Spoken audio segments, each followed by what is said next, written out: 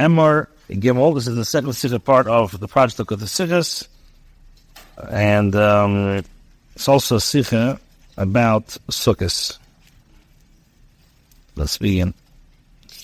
The idea said there, but you have it? No. This is the second Sichah. Yeah, I need someone to send it to me. Because Oh, they have it. I haven't. On the website, projectlikkutei.org. It's total. Okay. In the idea said there, waren ausgerechnet die Dalminnen, was man darf nehmen bei Emor von Chag HaSukkos. Pre-8 Hodder, Kapis Tmorim, Banafitz Oves, V'Arbe Nachal.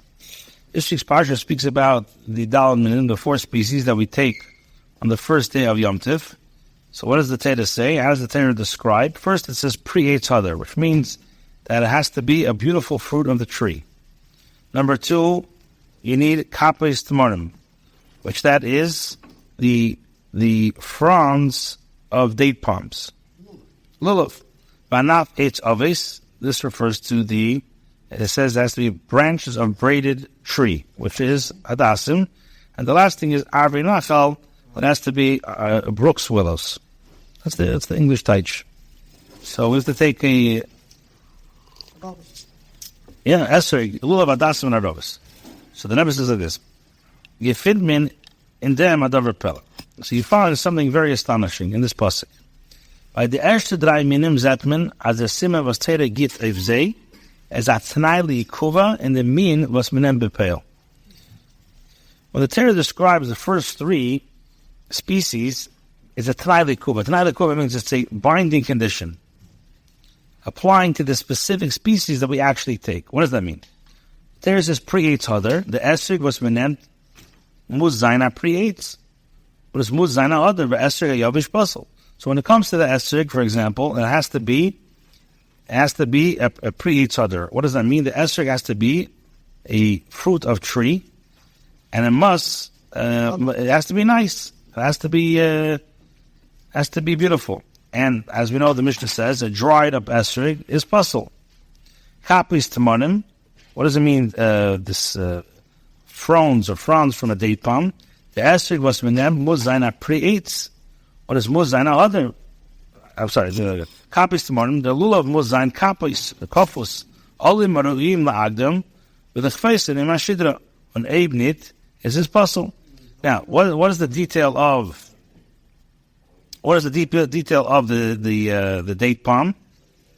What is the kapis tmorim? The lulav has to be kofus bound. In other words, the leaves must be such that can be brought together and bound with the shidra, with the spine. And if not, it's puzzle. That's the din. Und ich bin again a prat von Tmorim. It's masbet the David Shaver. As the din genug alulav von Abeim, was hat dem Shem von the min Tmorim, was muss kommen von Deckel she'ese Tmorim. Now this detail, the date palm, as a Tanai Likuva, the David Shaver says, that the lulav has to come from a tree, not only with the name that it has a fruit tree. Just saying it that it's a date palm tree, that's not enough. The lulav has to actually come from a palm tree that actually produces dates. And if not, it's not a kosher lulav. The mid is a mervar for Chazal Zagan, the Dal Minish lulav, based mehen esepetis. Now, based on this, the David explains what the Chacham say are the 4 species. 2 of them, the lulav and the esrog, produce fruits. But 2 don't. What does that mean? The Cheda, Oichan Eitz Hadas Gitareis Peres Anov. And the Cheda,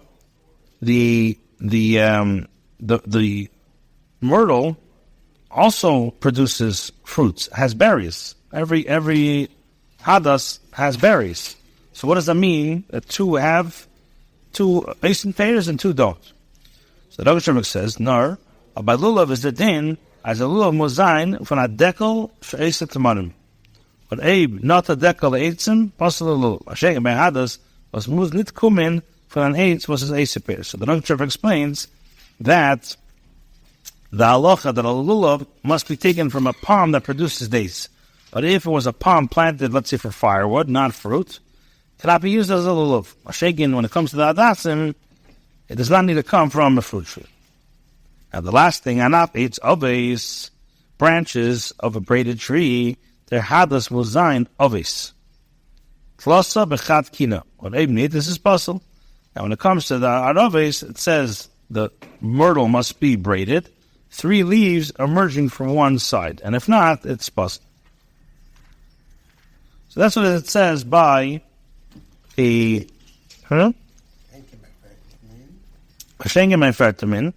Chatas Eich Mayim is the posuk mitzayin Arbe Nachal. So, but the din also Baal Ksheda. When it comes to, when the Torah describes the Arbe Nachal, the halacha is that the willows that grow in a non-irrigated field is also fit. Eibner, this is from them, Min Arava was waxed, gewöhnlich bei Nachal. Es kostet mir das Chila. Afilo Eib, the Arava was her name bepeil is nicht gewachsen bei Nachal. So the din is, as long as it's of the species that usually grows by a brook, it's considered fit, even if the particular willow branch that a person takes did not grow by the brook. So Fred, the Rebbe, Dr. Mashtim, we have to understand. We'll leave off here.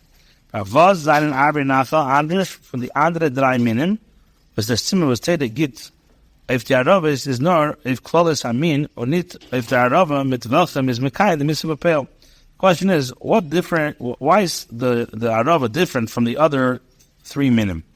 Why is the Torah's description of the Arbe Nachal only applied to the species as a whole, but not the specific willow branch that is actually taken to perform the mitzvah? All right, we'll stop here.